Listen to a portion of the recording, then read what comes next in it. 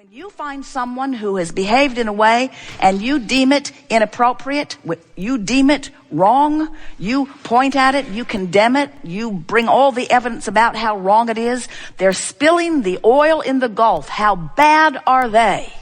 How wrong is that? We just want to ask you, how does it feel when you come to that conclusion? And what's really interesting is almost everyone would say, what happened and what I'm observing is what's causing me to feel bad. And we say, not true at all.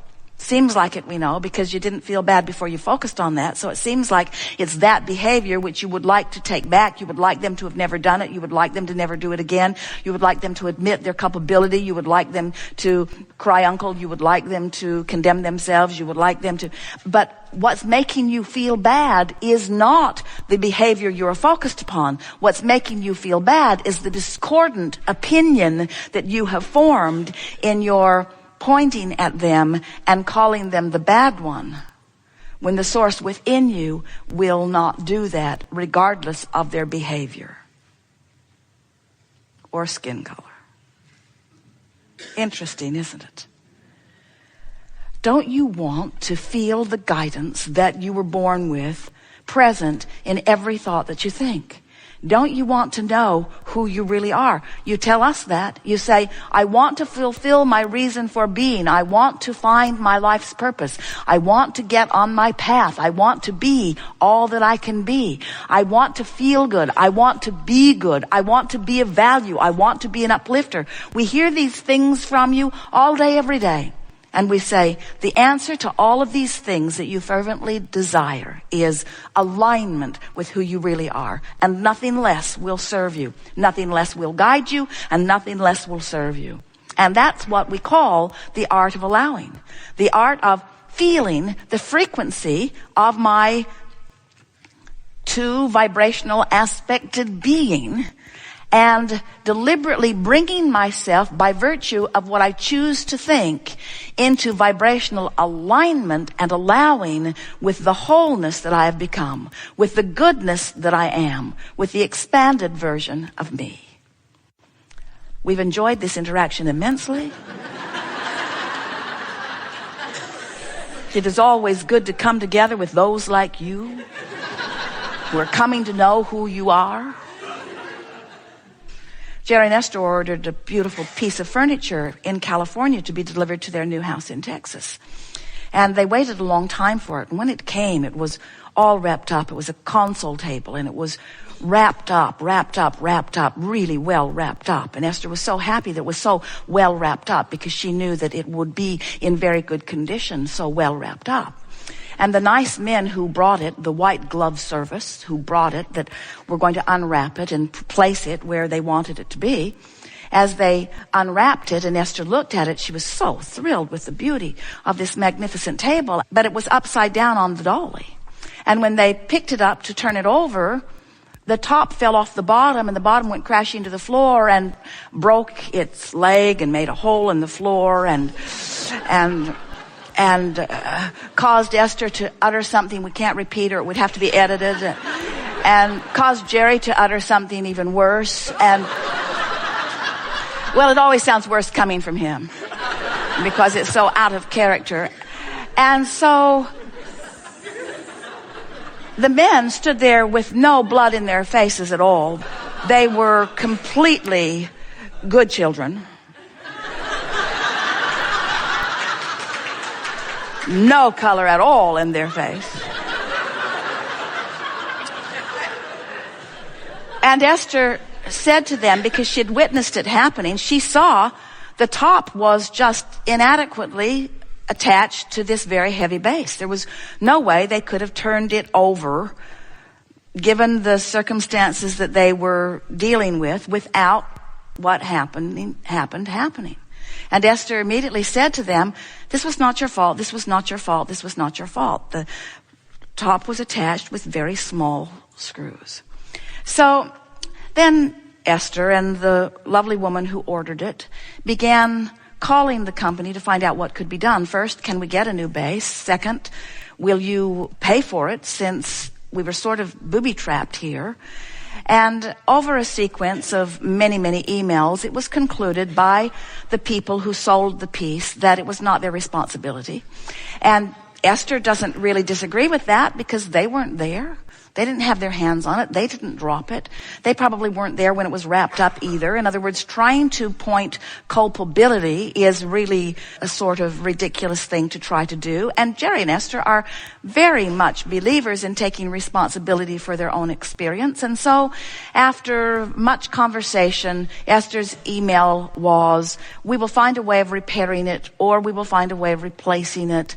Let's just leave this where it is. And right before she came to that very powerful conclusion, some bedroom furniture was delivered. Now, Jerry and Esther aren't there. They're only getting reports through the telephone. And a big console was cracked.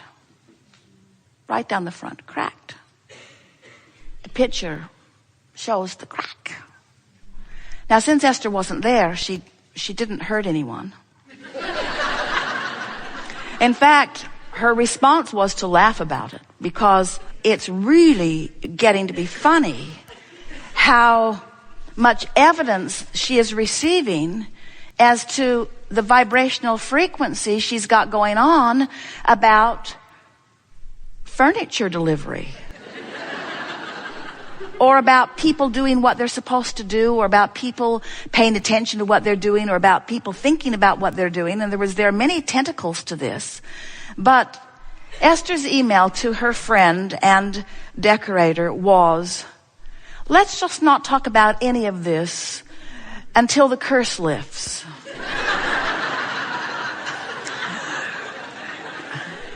And it was Esther's humorous way of really wanting to take responsibility for everything that's happening in her experience. Now, anyone looking at this, of course, the people who sold the furniture, their email was really funny. My mother, who owns the shop, is tired of having to pay for other people's mistakes, she said.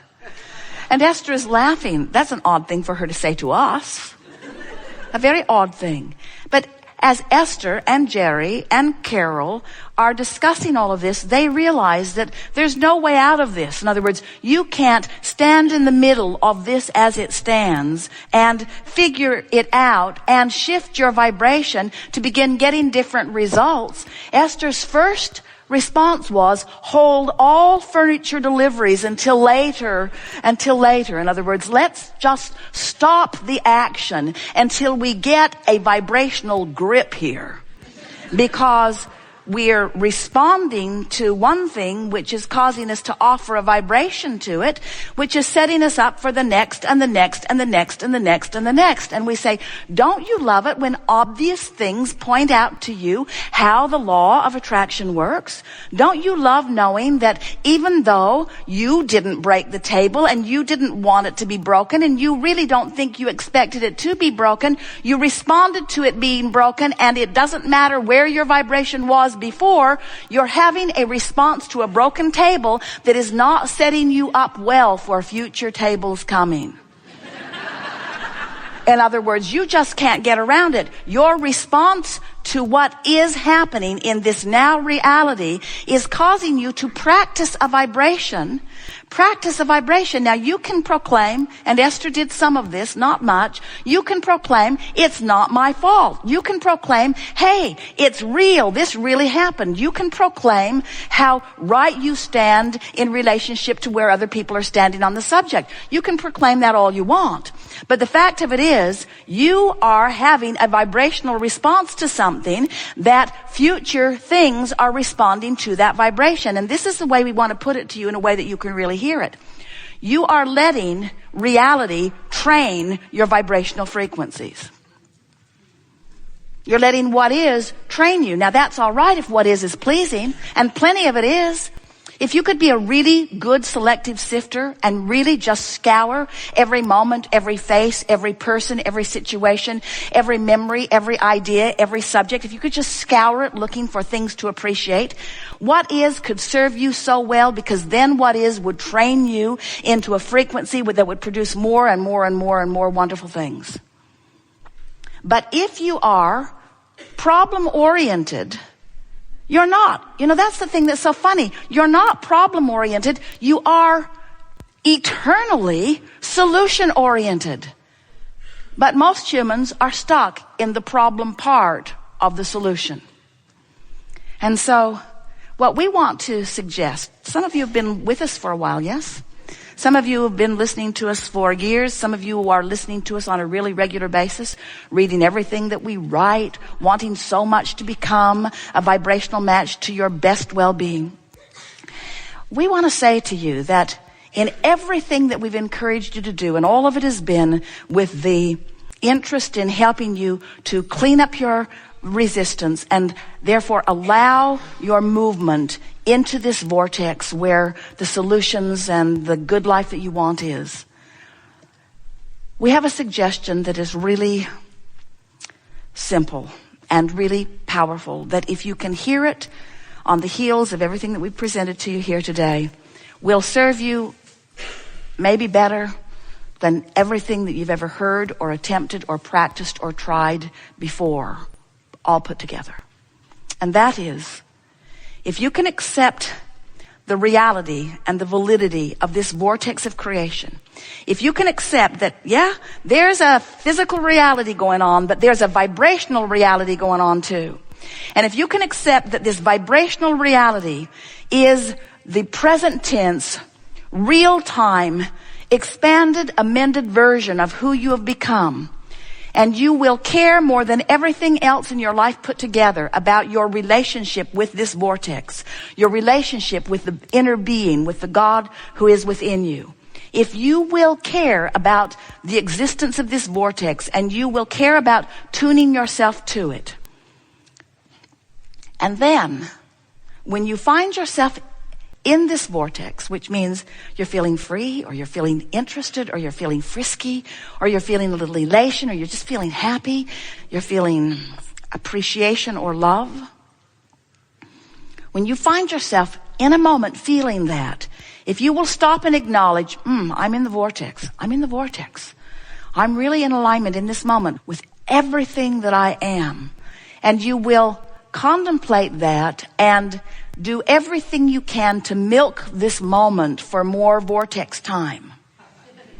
Meaning you'll practice the vibration of the vortex. What happens when you practice it, it just becomes more familiar. It becomes more chronic. It becomes more natural. It becomes easier to get there next time. It becomes easier to stay there longer. And it becomes easier to recognize when you're off a little. We are eager to talk with you about whatever it is you want to talk about. Nothing is off limits. We're going to drag you kicking and screaming into the vortex, and then we'll affirm with you. Until you acknowledge the two vibrational parts of you and the relationship that they have with one another, you have no guidance. Mm-hmm. It's like what we were talking about at the beginning here today. You're counting on the most loudly squeaking wheel, or you're counting on someone outside of you making the determination and convincing you about the appropriateness or inappropriateness. Mm-hmm. So it just drives you crazy. The only way you can ever be the deliberate creator and therefore the satisfying fulfiller of your reason for being is by recognizing these two vibrational aspects and consciously, deliberately blending the two. Mm-hmm. And the reason we call it the last frontier is because people will get sick, they'll go to several doctors, they'll take all the drugs, they'll have big pieces of their body removed, they'll do everything other than align energy. It's like the last ditch effort. Mm-hmm. We really enjoy seminars with terminally ill people because they pay much better attention. They've given up on all that stuff that doesn't work, of moving all those parts around, and now they're finally ready to do the only thing that ever worked anyway, of adjusting their vibration into the frequency of their very well vibrational body. Mm-hmm. Good time for a segment of refreshment.